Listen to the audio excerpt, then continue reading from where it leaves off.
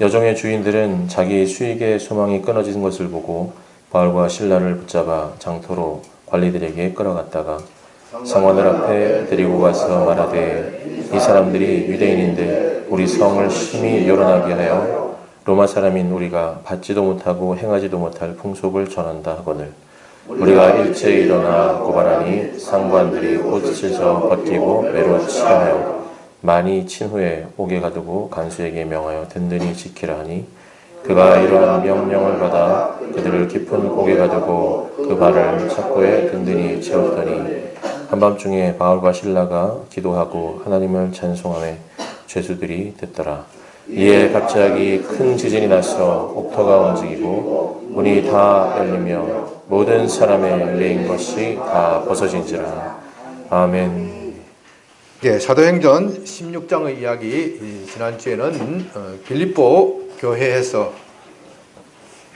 귀신을 쫓아낸 이야기 말씀드리고, 오늘은 그 귀신 쫓아내는 것 때문에 바울과 실라가 감옥에 갇히는 이야기이고, 또 우리 다음 주일은 그 감옥에 갇힘으로써 그들의 고난과 환난이 복이 되는 이야기입니다. 이 세 가지 이야기는 밀접하게 연관되어 있으니까 지난주 설교와 이번 주 설교 그리고 다음 주 설교를 꼭 연결해서 들으셔야 합니다.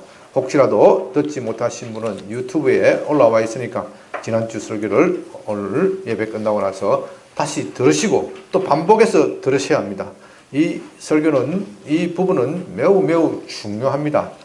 이 매우 영적 현상, 영적 세계에서 어떤 일이 일어나는지 그랬더니 이번 주에 보니까 우리 영적 설교를 하니까 영적으로 공격을 참 우리 교회가 많이 받는 것 같습니다. 많이 받는 것 같은데, 이럴수록 말씀에 집착해서, 말씀에 천착해서, 말씀에 집중해서 성령과 말씀으로 이 영적 전쟁을 싸워서 이겨나가야 합니다. 지난 주일에 제가 요한계시록 12장의 이야기를 드렸습니다. 오늘 지난주, 이번 주, 그리고 다음 주 주제와 관련하여 12장의 이야기를 좀 더 상세하게 드릴 필요가 있습니다. 요한계시록 12장에서 여자가 아이를 낳는 해산의 고통을 겪고 있습니다. 그런데 그 해산의 고통을 겪고 있는데 그 여자 앞에서 용이, 아주 붉고 크고 무시무시하게 생긴 용이 아이를 낳자마자 집어삼키려고 그렇게 노려보고 있습니다. 여자는 어렵게 힘들게 아이를 낳고, 그 아이는 하늘로 올라가서 하나님과 그 보좌 앞에 앉았다고 했습니다. 이것은 곧 그 아이가 장차 왕이 된다, 온 인류의 왕이 된다는 것을 상징한다고 말씀드렸습니다. 여자는 누구라고 그랬죠? 예, 여자는 교회. 구약의 교회, 신약의 교회, 구약의 교회, 신약의 교회는, 특히 구약의 교회는 예수 그리스도를 낳는 교회입니다. 예수 그리스도를 낳는 교회. 교회가 아이를 낳지 못하도록 사탄은 계속해서 공격하고 이스라엘 민족을 괴롭혔습니다. 그러다가 헤롯 왕이 예수님이 탄생할 때 베들레헴에 있는 아이들을 모두 다 죽여버렸잖아요. 그러나 여자는 아이를 낳습니다. 그 아이가 낳아서 하늘로 올라갔다. 그것은 예수 그리스도의 십자가 사건을 말합니다. 예수 그리스도는 비록 이 땅에서 고난을 받고 십자가에서 죽임을 당하지만 그는 다 죽음에서 다시 부활하심으로써 온 인류의 구세주, 온 인류 영적 세계와 보이는 세계와 보이지 않는 세계의 왕이심을 드러내십니다. 그분은 부활하셨고 하늘에 성취하심으로써 하나님 보좌의 우편에 앉으심으로써 온 세상을 지금 다스리는 구세주, 요한계시록의 표현을 빌자면 철장을 가지고 온 세상을 다스리신다. 그렇게 이야기를 그렇게 말씀드렸습니다. 용은 무엇을 뜻한다 그랬죠? 사탄을 뜻합니다. 아이는 예수 그리스도. 그런데 계시록에서 장면이 바뀌어서 용이 그 자기를 따르는 무리를 규합해서 반란을 일으키고 하늘의 천사장 미가엘과 싸움을 벌입니다. 이 싸움에서 사탄, 이 용은 이기지 못하고 땅으로 떨어졌다. 이것은 곧 십자가 사건에서 사탄이 결정적으로 패배하였음을 말합니다. 사탄은 땅에 떨어졌지만 결코 지금 죽지 않았습니다. 그 땅에서 누구를 괴롭힌다고 그랬죠? 여자를 따라다니면서 괴롭힙니다. 다시 말해서 교회를 따라다니면서 괴롭힙니다. 특히 15절에서는 이 용이 여자의 뒤에서 물을 강같이 토해내서 여자를 떠내려가게 만든다. 그것은 무엇을 상징한다고 그랬죠? 사탄이 온갖 거짓말, 중상모략, 비난으로 교회의 기초부터 흔들고 기초부터 흔들면서 교회를 다 떠나가게 할 만큼, 교회를 다 부숴버릴 만큼 그렇게 맹렬한 기세로 교회 안에 분열과 시기를 조장을 하고 그렇게 흔들어 놓고 있다는 것을 상징합니다. 그러나 땅이 그 물을 다 집어삼켰다고 하였습니다. 그것은 교회는 이렇게 사탄으로부터 공격을 받지만 하나님의 도우심으로서 그 모든 공격을 이겨나가고 마침내 승리한다는 것입니다. 그러므로 오늘 본문과 관련해서 이 이야기의 핵심 줄거리는 이 땅의 교회는 사탄, 마귀로부터 공격을 받게 되지만 하나님의 보호하심을 받아서 그 공격을 이겨나간다. 오늘 본문의 사건은 지난주에 바울과 실라가 점치는 여자, 귀신 들린 여자라, 귀신을 쫓아내는 사건으로 시작이 됩니다. 그 쫓아내는 사건이 바로 용이 하늘에 떨어진 것을 상징하는 겁니다. 바울과 실라가 누구의 이름으로 귀신을 쫓아냈습니까? 예수의 이름으로 귀신을 쫓아내었습니다. 곧 예수 그리스도가 모든 만물의 왕이시다는 것을 뜻합니다. 그 예수 이름 하나만으로도 우리는 귀신을 쫓아낼 권세가 있습니다. 그러나 오늘 본문은 쫓겨나간 용이 교회에 대해서 지금 반격을 하는, 하늘에서 떨어진 용이 어떻게 한다고 했죠? 땅에서 여자를 괴롭게 한다. 귀신이 쫓겨감으로써, 귀신이 쫓아내면서 모든 것이 끝나는 것이 아니라 이제 지상에서 본격적인 영적 전투가 벌어진다. 우리는 그것을 알아야 합니다. 16절을 봅니다.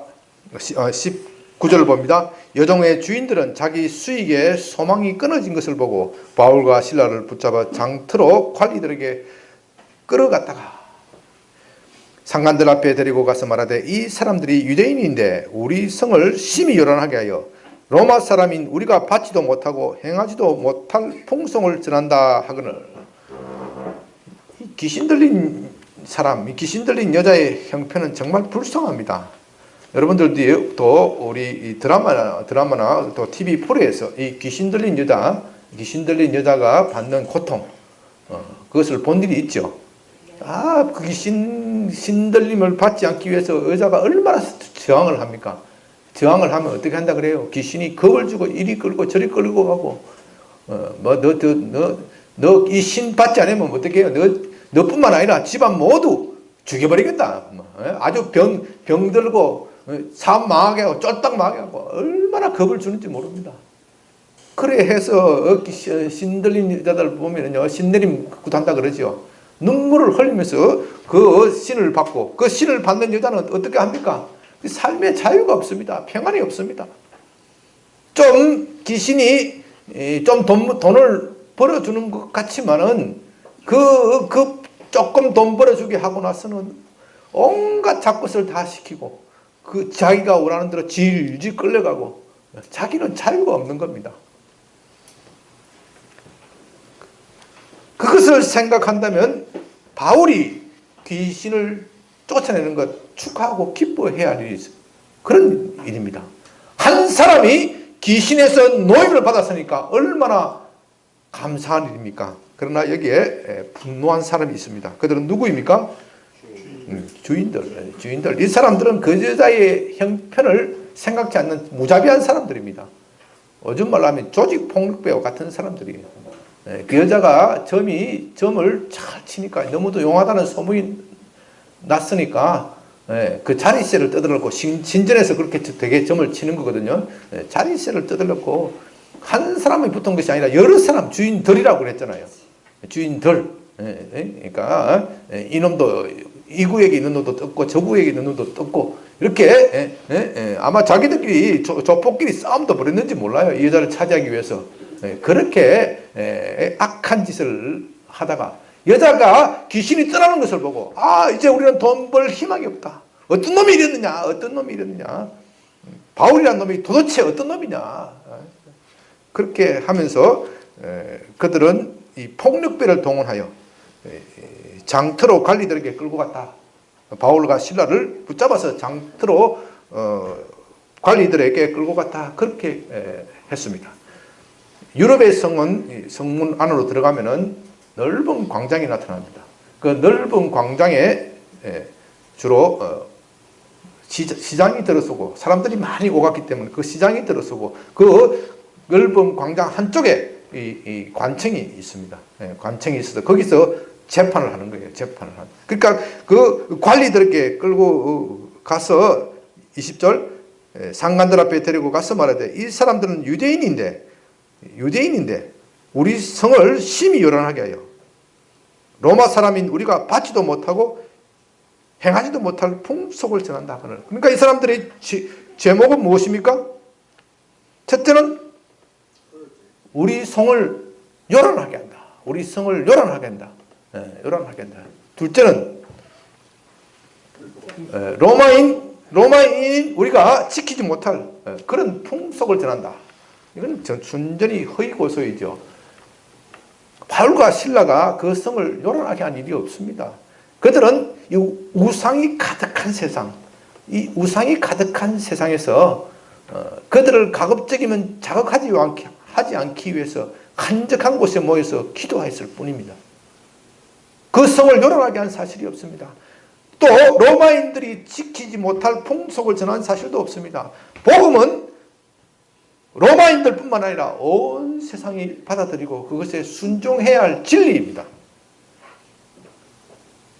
로마인들에게 해악이 되는 종교가 아니라, 신앙이 아니라 로마인들을 복되게 하는 종교입니다. 복되게 하는 신앙입니다.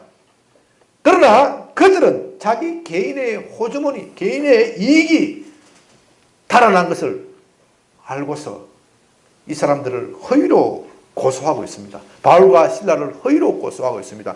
바로 요한계시록에 나타난 그 장면 그대로이죠. 용이 여자의 뒤에서 강물과 같이 물을 토해낸다. 그렇게 함으로써 바울과 실라를 그 지역에 떠내려가게 해요. 멸망시키려고 하는 거예요. 빌립보 교회를 멸망시키려고 합니다. 그들은 이런 거짓말을 하면서 군중들을 선동하였습니다. 이 사람들은 뭐라 그랬어요? 무슨 사람? 유대인인데. 그들은 고소 사실을 앞세우기 전에 이 두 사도 바울과 실라가 유대인이라는 사실을 강조를 합니다. 왜냐하면 그 당시 세계에서 유대인들은 로마 어디를 가나 미움거리 대상이었기 때문입니다. 유대인들은 참 유별나고 독종들이죠. 자기 민족의 정체성과 신앙을 지키기 위해서 정말 목숨까지 버리는 그런 사람들입니다. 그 당시 세계는 온 세상이 우상 숭배가 가득한 그런 세상이었습니다.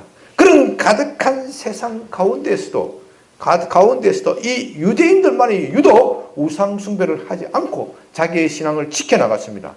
로마인들은 유대인들을 짓밟다가 안 되어서 유대인들만은 이 우상 숭배에서 면제해준다. 그럴 정도로 유대인들이 독종이에요. 그러니까 속으로는 얼마나 고가웠겠어요. 거기다가 유대인들은 뭐가 많습니까? 돈이 많아요. 왜 돈이 많냐? 유대인들은 땅이나 토지 이런 것을 가지고 있으면 어떻게 해요? 뺏기기 때문에 항상 잡고 칠 준비를 하는 거예요. 항상 박해를 받기 때문에 박해를 받고 있기 때문에 칠 준비를 하는 거예요. 도망 준비를 하는 거예요. 항상 박해를 받고 있기 때문에. 그래서 자기들끼리 끈끈하게 유대관계가 있습니다. 이쪽에서 박해를 받으면 저쪽 유대인들이 도와주는 거예요.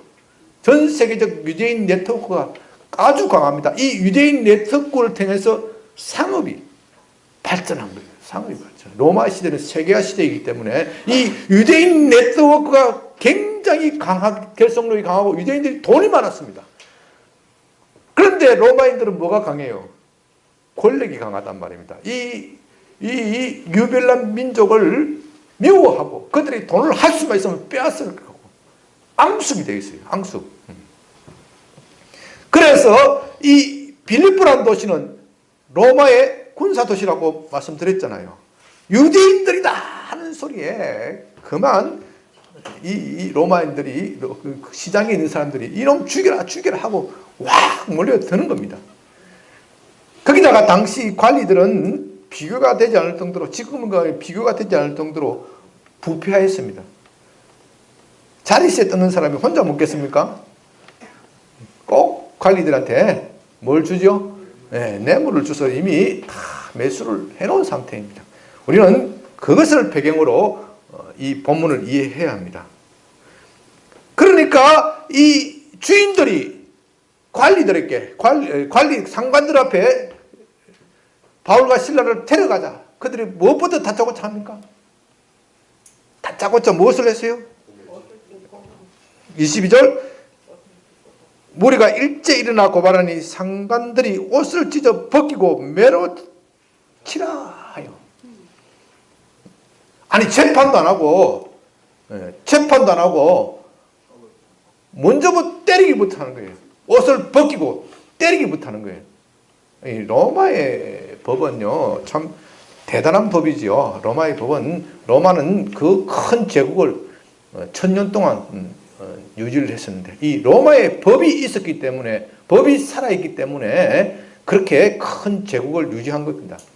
오늘날 우리가 우리 유럽뿐만 아니라 서구의 법, 그리고 우리도 서구의 법 체계 속에 있는데 우리 이 법, 현대의 법이 이 로마 법으로부터 개수를 받은 것이 참 많이 있습니다.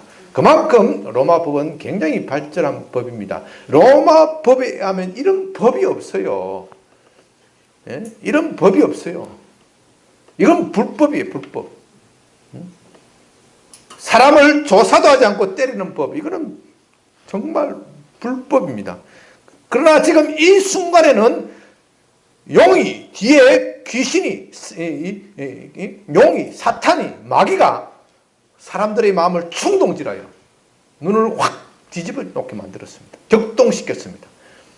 묻지도 않고 때리면서 매질하였습니다. 우리나라 말로 하면 어떻게 했겠어요? 때리면서 내 죄를 내가 알렸다. 내 죄를 내가 알렸다 하고 족치라. 저놈 족쳐라. 저놈 족쳐라. 뭐 말할 틈도 안 주는 거예요. 말할 틈도 안 주는 거예요. 저놈 족쳐라. 옷 벗기고 족치고. 그러니까 완전히 참 무법한 시대. 정말 뇌물이 판을 치고 빌립보라는 도시가 로마의 군사 도시이지만 너무 부패해서, 너무나도 부패해서 법이 시행되지 않는 그런 모습을 우리는 보게 됩니다. 또한 로마의 매너는 잔혹하기로 유명합니다. 여러분들이 패션 오브 크라이스트라는 영화를 보셨죠? 그 채찍에 끝에 뭐가 달려 있습니까? 쇠뭉치. 목과 같은 쇠뭉치가 달려있기 때문에 그 때리는 거 보면 그냥 살짝 때리는 게 아니죠. 어떻게 합니까? 뒤에서 막 달려가면서 막 그냥 내리찍듯이 채찍을 때립니다. 그 힘센 병사가요. 그러면 이 채찍이 팍 쇠붙이가 사람 몸에 팍 박혀서 어떻게 됩니까? 팍 뺏기고 그것을 드러낼 때 살점이 쩍쩍 떨어져 나가는 거예요. 정말 죽도록 맞았습니다. 죽도록 맞았습니다. 고린도전서 11장 23절에서는 바울이 이때 당한 고통을 이렇게 이야기합니다.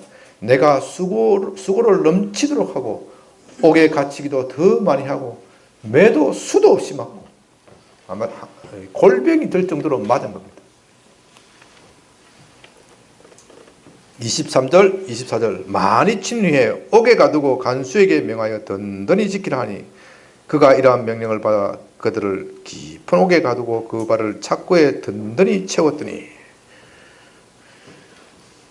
이렇게 상관들 요즘 말하면 요즘 집정관이라고 그러죠. 로마의 집정관들인데 시를 책임지는 집정관 요즘 말하면 치안판사, 경찰, 뭐 검사, 판사 뭐 이런 것을 다 그 당시에는 그런 것들이 분리되어 있지 않으니까 그런 치안을 맡은 책임자들입니다. 치안을 맡은 책임자가 상관들이 간수에게 이 죄인들은 중죄인이니까 단단히 지키라 그렇게 엄명을 내렸습니다.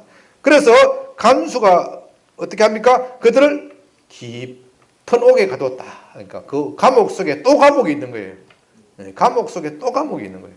깊은 옥에 갇히었다. 아마 그 감옥은 지하 감옥이었을 것입니다. 중죄인이 갇히는 지하 감옥이었을 것입니다. 1년 내내 햇빛이 들어오지 않고 그 곰팡이 냄새, 썩은 냄새가 진동하고 축축하고 눅눅하고 사람이 도저히 살 수 없는 곳, 엄산하고 쓰산하고 적막하고 고독한 그런 곳이었을 것입니다. 거기다가 그들은 어디에 매여 있습니까? 착고 여러분 아시죠? 이 형틀 발에 착고로 형틀을 채워서 꼼짝 못하게 도망가지 못하게 걸어다니지 못하게 그렇게 만들었습니다. 바울과 실라가 중죄를 지은 일이 없습니다. 이러한 죄를 지은 일이 없습니다. 정말 억울한 일입니다. 두 사람은 이렇게 감옥에 내팽개쳐졌습니다. 온몸에 어떻습니까? 피투성이가 되었어요. 신음소리를 내면서 끙끙 앓았을 것입니다. 누가 자기들의 형편을 알아서 변호해 줄 수 있습니까? 정말 그들은 절망 속에 갇혔습니다. 25절 한밤중에 바울과 실라가 기도하고 하나님을 찬송하며 제수들이 듣더라. 한밤중에라는 말은 그 사이에 그들이 거의 정신을 잃었을 정도다. 그것을 말합니다. 너무 아파왔을 것입니다. 이 고통은요, 처음에 맞는 것보다도 언제 고통이 더 심해집니까? 시간이 가면 갈수록 더욱더 고통이 심해지는 법입니다. 감옥에서 끙끙 앓았을 겁니다. 끙끙 앓았을 겁니다. 속으로 너무 분하고 내가 뭔데? 사울과 실라가 어떤 사람입니까? 신분으로 말하면 로마 시민입니다. 로마 시민. 이민족에게 재판도 없이 때리는 것도 말도 안 되는 거지만 로마 시민에게 재판도 없이 매질하는 것, 로마 시민에게 고문하는 것, 매질하는 것, 이것은 엄히 금지되어 있습니다. 내게 말할 기회도 주지 않고 로마 시민인 나를 이렇게 쳐 속에 분이 넘쳤을 것입니다. 그러나 그들은 깊은 감옥에 갇혔습니다. 설사 그들이 거기서 죽는다고 하더라도 면회도 되지 않고 연락되지 않는 절망적인 상황입니다. 누가 그들을 살펴주고 누가 그들을 견해해 줄 것입니까? 낙담과 절망, 고독 속에 그들은 내팽개쳐져 있었습니다. 이제 한밤중이 되어서 제 정신이 들면서 누가 그랬는지 모릅니다. 실라 형제, 바울 형제, 우리가 이렇게 주저앉을 것이 아니다. 함께 기도하자. 그렇게 했을 것입니다. 그들이 기도한 제목은 첫째는 지금 당하고 있는 시험, 지금 당하고 있는 환난, 고난을 잘 견디게 해달라. 잘 견디게 해달라. 그런 기도였을 것입니다. 둘째는 이제 개척을 시작하고 모이기 시작한 빌립보 교회. 그 교회가 우리의 고난 때문에 무너지는 일이 없도록 하여 주시옵소서. 우리가 당하는 고난 때문에 무너지는 일이 없도록 하고 성도들이 담대하게 하여 교회를 튼튼하게 지켜주옵소서. 세 번째는 이 환난에서 자기들을 건져주시고 이 고난이, 이 환난이 복이 되게 하소서. 복음의 진보가 되게 하소서. 이렇게 그들은 기도했을 것입니다. 처음에는 기도가 잘 되지 않았을 거예요. 분개함, 분노함. 사람이 이렇게 유도 없이 고난당하면 억울한 심정 때문에 기도가 잘 안 됩니다. 그래도 특히 바울은 나도 옛날에 이런 짓을 했다. 나도 옛날에 이런 짓을 했다. 내 동족에게 예수님을 믿는다는 이유로 죽이고 박해하고 고문하고 나도 이런 짓을 했다. 그것을 생각하면서 내가 이런 일을 당하는 것은 당연한 일이다. 그렇게 생각하면서 마음을 추스릴 것입니다. 기도했을 것입니다. 기도해서 기도가 나오지 않으면 어떻게 해요? 그 다음에 뭘 불러야 돼? 찬송을 불러야 돼. 찬송을 불러. 기도하고 찬송하고 기도하고 찬송하고 기도하고 찬송하고 기도하고 하다 보니까 마음이 점점 뜨거워집니다. 몸에 아픈 기가 점점 가십니다. 마음에 점점 하나님이 나와 함께 하신다. 예수님이 함께 하신다. 예수님도 이와 같은 고난을 받았다. 나와 같은 죄인 때문에, 나와 같은 죄인 중의 개수 때문에 그리스도께서 고난을 받으셨구나. 그것이 느껴졌고, 그것이 느껴지자 그의 고통은 사라졌습니다. 점점 그들의 목소리는 커졌습니다. 아마 이때 하늘의 천군천사도 그들과 함께 기도하고 찬송했을 것입니다. 그들의 기도와 찬송이 점점 감옥에 울려 퍼집니다. 온 감옥이 마침내 그들이 기도와 찬송으로 가득 채워졌습니다. 원래 이런 공공장소, 많은 사람들이 있는 장소에서는 밤중에 그것도 한밤중에 기도와 찬송을 하면 안 되죠. 원래 또 바울과 실라가 이런 예의를 모르는 사람이 아닙니다. 그러나 이때만은 그들은 성령의 뜨거움, 성령의 충만함을 받아서 자기도 모르게 고통을 이겨가면서 기도와 찬송으로 가득 채웠습니다. 그 감옥 안에 있던 죄수들이 기도와 찬송 소리를 듣고 한두 사람씩 부서 일어납니다. 도대체 이게 어디서 나는 소리야? 어디서 나는 소리야? 어디서 나는 소리야? 저기 지하 감옥에서 소리가 납니다. 저 인간들 미쳤나? 하도 두드려 맞더니 미쳤구나. 그렇게 막 고함을 지르려고 하다가 갑자기 그들의 마음속에도 두려움이 엄습합니다. 저 사람들 보통 사람들 아니야. 도대체 저 지하 감옥에서 어떻게 기도하고 찬송할 힘이 생기는가? 저들의 소리는 비명하는 소리도 아니야. 신음하는 소리도 아니야. 저들의 기도에는 힘이 있고 저들의 찬송에는 기쁨이 있어. 도대체 저 사람들이 어떤 사람들일까? 세상이 감당할 수 없는 두려움, 무서움. 그 감옥 안에 가득 차서 그들도 감히 제지할 생각을 하지 못하였습니다. 바로 그때 26절 이에 갑자기 큰 지진이 나서 옥토가 움직이고 문이 다 열리며 모든 사람의 매인 것이 다 벗어진지라. 바로 그때에 큰 지진이 일어났다고 하였습니다. 큰 지진이 일어나서 온 땅, 빌립보시 온 시내가 흔들렸습니다. 이 감옥만 흔들린 것이 아니라 빌립보 시내 전체가 큰 지진에 흔들렸습니다. 누구의 기도 때문에요? 바울과 실라의 기도이기 때문에. 그러더니 옥토가 흔들리고 무엇이 열렸다고 그랬어요? 옥문이 다 열려버렸습니다. 이것까지는 우연의 일치라고 할 수 있습니다. 지진이 하도 크게 흔들어대면 문이 부서지고 열릴 수가 있습니다. 그런데 도저히 우연의 일치라고 말할 수 없는 사건이 납니다. 무엇입니까? 그것이 작고 모든 사람의 매인 것이 풀어졌다. 아무리 지진이 일어나도 이건 할 수가 없는 거예요. 바울과 실라뿐만 아니라 모든 죄수의 매인 것이 어떻게 해요? 다 풀어졌다. 그 죄수들은 깜짝 놀랐습니다. 이것은 이 두 사람의 기도 덕분이다. 그 죄수들이 알았습니다.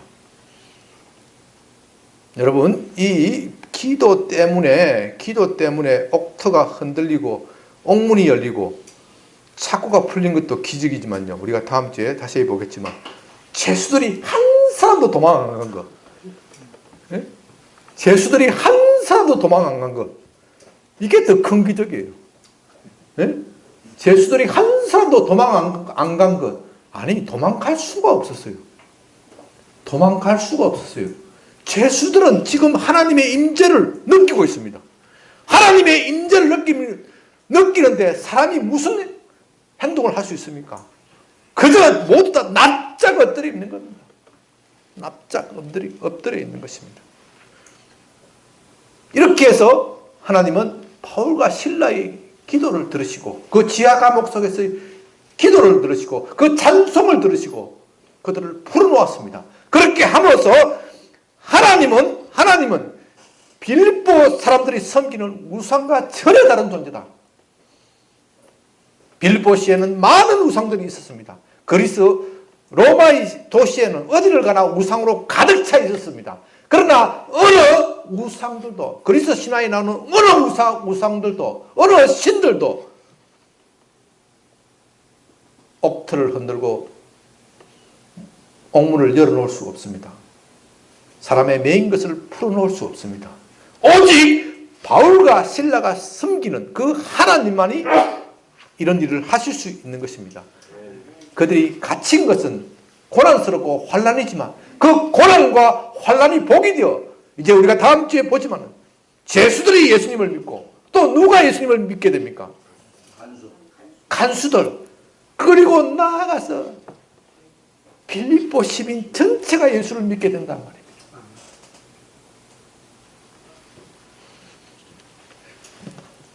이제 말씀을 정리합니다. 저는 환난을 만나면 기도하고 찬송하라 하는 것을 강조하고 싶습니다. 첫째, 그리스도인에게는 반드시 고난이 있습니다. 그리스도인에게는 반드시 고난이 있습니다. 계시록 12장의 이야기를 말씀을 드렸습니다. 하늘에서 쫓겨난 영은 어디로 갑니까? 땅으로 내려와 누구를 괴롭힙니까? 여자는 누구입니까? 교회이고 우리 성도들입니다. 예수 믿는 교회와 성도들을 따라다니면서 괴롭힙니다. 예수 안 믿는 사람들은 어차피 그들은 자기의 밥이기 때문에 신경도 안 써요. 언제든지 건드리면 건드릴 수 있기 때문에 신경도 안 쓰는데 이 예수 믿는 사람, 예수 믿는 사람 때문에 자기가 하늘에서 쫓겨났거든요. 그래서 그 분풀이를 하고자 교회를 따라다니면서 괴롭힙니다. 그래서 교회의 역사는 고난의 역사입니다. 교회는 초대교회 때도 고난을 받았고 중세교회 때도 고난을 받았고 현대에도 고난을 받고 있습니다. 중국과 북한의 교회가 고난을 받고 있고 이슬람 근본주의 지하에 있는 교회가 고난을 받고 있습니다. 그들 교회뿐만 아닙니다. 대한민국의 교회도 고난을 받고 있습니다.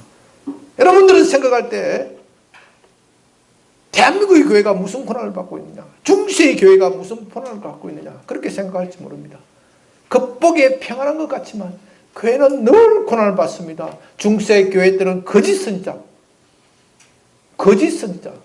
교권을 장악한 교황의 무리들, 부패한 선지자들 때문에 참된 교회가 고난을 받는 겁니다. 오늘날 한국 교회도 마찬가지입니다. 참된 믿음을 지키는 사람들이 얼마나 힘들고 어렵습니까? 얼마나 유혹이 많습니까? 교회는 세속주의의 위협을 받고 있습니다. 우리 성도들은 조금만 손을 뻗으면, 조금만 불법을 행하면 잘 될 것 같고, 조금만 눈 감으면 돈을 많이 벌 수 있을 것 같은 유혹, 이런 것으로부터 얼마나 시달리고 고난받고 그것을 거부하기 위해서 얼마나 힘들게 살고 있습니까? 그래서 예수 그리스도 안에서 무릇 경건하게 살고자 하는 자는 고난을 받게 되어 있다. 고난을 받게 되어 있다. 예수 믿으면 고난이 없고 모든 것이 잘 된다. 모든 것이 잘 되고 병도 낫고 사업도 잘 되고 복도 받는다. 그렇게 말하는 사람들은 거짓 선자입니다. 물론 복도 받고 사업도 잘 되고 하는 측면도 있지만 무엇과 함께 받아요? 반드시 고난과 환난과 함께 받는 것입니다. 교회가, 성도가 고난을 받을 이유가 첫째는 우리 안에 있는 죄 때문입니다. 우리 안에 있는 죄성 때문에, 우리 안에 있는 교만한 마음, 부패한 마음, 탐욕, 이기심, 정욕, 이것은요 예수 믿는다고 해서 금방 사람이 새 사람 뒤바뀌는 것이 아니란 말입니다. 우리는 여전히 과거의 습관, 과거의 죄의 메인 습관을 가지고 있습니다. 이 죄의 메인 습관은요 뜯어고치는 데는 고난밖에 없습니다. 다른 아무리 좋은 사탕을 주고 좋은 복을 주고 좋은 말로 달래고 어른다고 해서 고쳐지지 않습니다. 고난이란 매질 당하는 수밖에 없습니다. 여러분들이 고난을 당하면 어떻게 합니까? 첫째가 하나님 내가 무슨 죄 때문입니까? 하는데 깊이 생각하지 않을 수 없습니다. 하나님이 살아계신 건 틀림없습니다. 고난을 당하는 성도들은요 믿음이 없는 사람, 이제 입문당한 사람이 고난을 당하는 거 아닙니다. 믿음이 어느 정도 있고 하나님에 대한 신뢰가 있는 사람, 하나님에 대한 체험을 한 사람, 바울과 실라의 경우에는 귀신을 쫓아내는 경험을 했잖아요. 이런 경험을 한 사람, 깊은 신앙의 경험을 한 사람이면 한 사람일수록 더욱더 사람이 생각할 수 없는 환난과 고난이 옵니다. 그럴 때 우리는 자기 속에 있는 죄를 다 끄집어 놓고 생각하지 않을 수 없습니다. 하나님 내가 무슨 죄를 지었기에 있는지 없는지 다 회개합니다.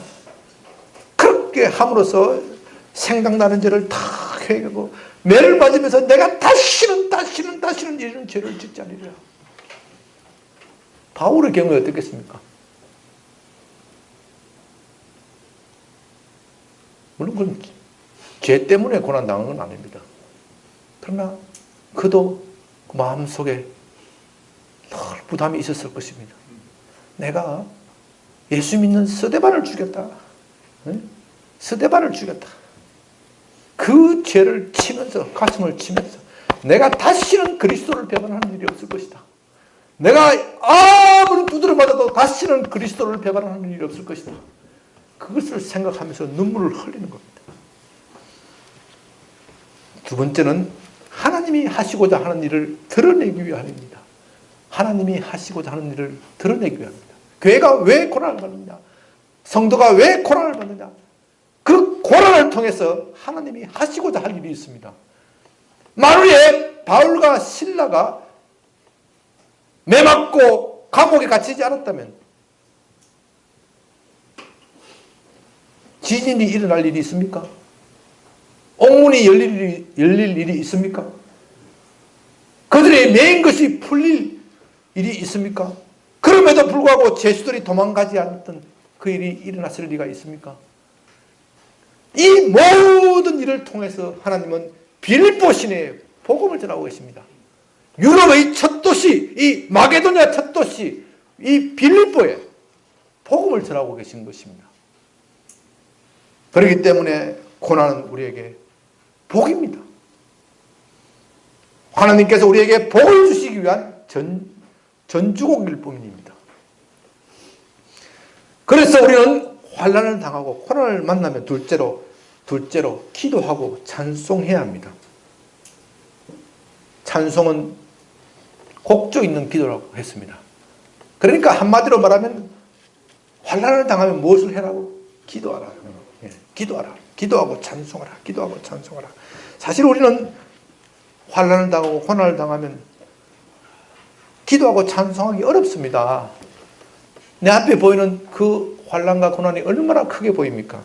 다른 사람이 고난을 당하고 환난을 당하면 이 목사니까 그런 말 하기 쉽습니다. 막상 내가 고난을 당하면 어때요?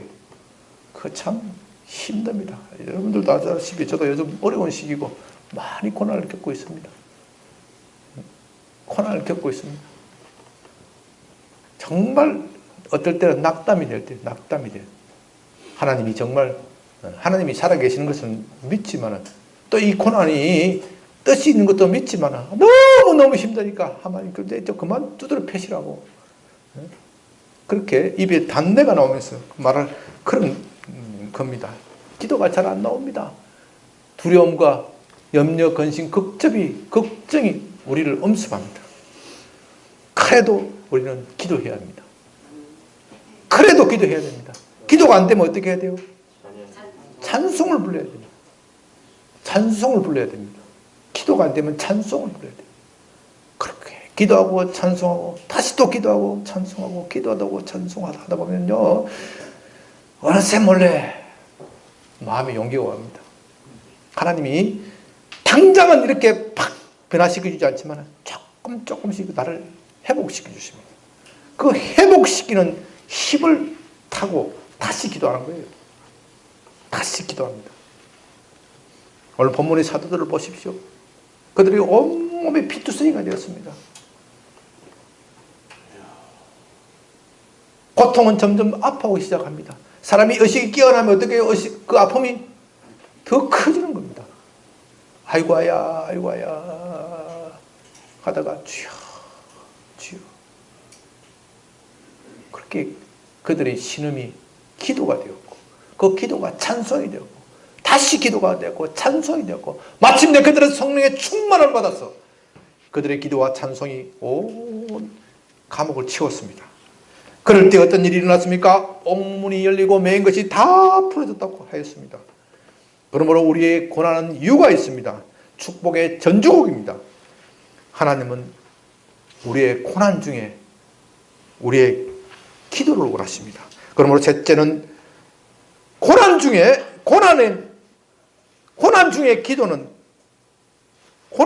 기도와 찬송은 기적을 가져온다는 것입니다. 먼저 내 마음속에 기적을 일으키고 그 내 마음속의 기적이 나의 현실적으로 나타나는 것입니다. 옥문이 열리고 매인 것이 풀려납니다. 사랑하는 여러분, 우리는 다 이렇게 고난 속에 받습니다. 그러나 고난 속에 기도해야 됩니다. 기도가 막히면 찬송을 해야 됩니다. 성경의 위대한 인물들은 다 이렇게 고난의 학교를 통과했습니다. 야곱은 형에게 쫓겨서 광야에서 잠을 자야 했고, 또 14년을 타향살이를 해야 했습니다. 모세는 바로 왕에게 쫓겨서 40년간, 무려 40년간 고난, 광야 생활을 해야 했습니다. 다윗은 사울 왕에게 쫓겨서 정처 없이 이리저리 자기 목숨, 자기의 생명이 어찌 될지 모르는 그 순간순간을 수도 없이 보내었습니다. 그러나 그들은 고난 중에 기도하고, 기도가 안 되면 찬송하고, 기도하고 찬송하여서 그 고난의 강물을 넘어갔습니다.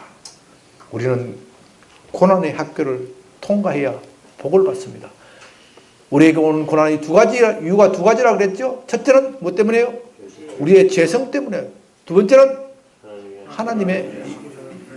하나님이 하시고자 하는 일을 드러내기 위해서, 하나님의 영광을 위해서. 이 두 가지입니다. 그런데요, 현실적으로 이 두 가지는 구분하기 어렵습니다. 이론적으로는 두 가지가 구분되지만 현실적으로는 범벅이 되어서 나타납니다. 그렇기 때문에 내가 당하는 고난이 하나님의 영광을 위한 것인지, 아니면 죄 때문에 그런 것인지, 그건 너무 구별할 필요가 없어요. 바울만 해도 그렇잖아요. 물론 예수님께서 스데반을 죽인 죄를 용서하였겠지만 그의 마음속에는 아직도 반역의 습벽이 어때요? 남아있는 겁니다. 그 남아있는 것을 한편으로 죽이면서 또 무엇을 해요? 하나님이 하시고자 하는 일을 드러내는 거예요. 아멘? 아멘. 우리는 이것을 알아야 합니다. 그래서 예수님께서는 너희가 내 이름 때문에 나 때문에 고난을 당할 때 기뻐하고 즐거워하라 하였습니다. 왜냐하면 하늘에서 너희 받을 상이 크도다. 너희 전에 있었던 선자들도 그와 같이 고난을 당하였다. 우리 앞에 있는 믿음의 선지들도, 믿음의 선진들도, 믿음의 선배들도 그와 같이 고난을 당하고, 고난을 당했을 때 기도하고 찬송하였을 때 고난을 이기고 환난을 이기고 마침내 축복을 받았다. 복을 받았다. 비록 이 땅에서는 때로는 복을 받지 못할지라도 그들의 이름은 저 하늘의 별과 같이 반짝반짝 빛나고, 오늘날 우리가 읽는 성경을 장식하고 우리의 믿음의 모범이 되고 있다. 그러므로 너희는 두려워할 것이 없다.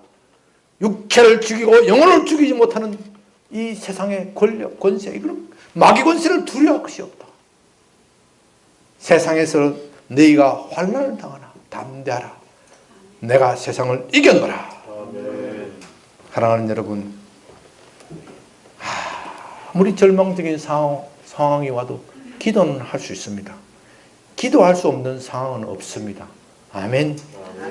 기도하고 기도가 막히면 어떻게 하라 그랬죠? 찬송하고, 기도가 찬송, 기도가 찬송을 드리면서 오늘 저와 여러분이 당한 고난, 우리 한국교회, 이 땅의 교회가 당한 고난을 이기고 반드시 축복으로 만들어냅시다. 아멘. 아버지 하나님 감사합니다. 고난당한 우리에게 위로의 말씀을 주시고 우리의 신앙의 선배, 믿음의 선배 바울과 실라의 모범을 보여주셔서 우리에게 낙담하지 않게 하심을 감사드립니다. 주님, 우리가 바울과 실라처럼, 아니 우리는 그와 같이 심한 고난은 당하지 않았습니다. 그들은 감옥 가운데 가장 깊은 감옥에 갇혔고 온몸에는 피투성이로 매질당하였습니다. 그럼에도 그들은 낙담하지 않고 기도하였던 것처럼, 비록 우리가 고난당한다 할지라도 기도할 수 없는 그 순간은 없사오니 주님, 우리가 기도하게 해주시옵소서. 기도가 막히면 찬송하게 해주시옵소서. 우리의 기도와 찬송을 들으시고 우리 마음속에 주의 성령을 보내주셔서 고난 가운데 평강함을 누리고 지진이 일어나서 옥문이 열리고 우리에게 매인 것이 다 풀어지게 하여 주시옵소서. 그래서 우리의 가까운 사람, 우리를 보는 사람들이 다 하나님께 영광 돌리는 일이 우리 가운데 있게 하여 주시옵소서. 예수님 이름으로 기도드립니다. 아멘.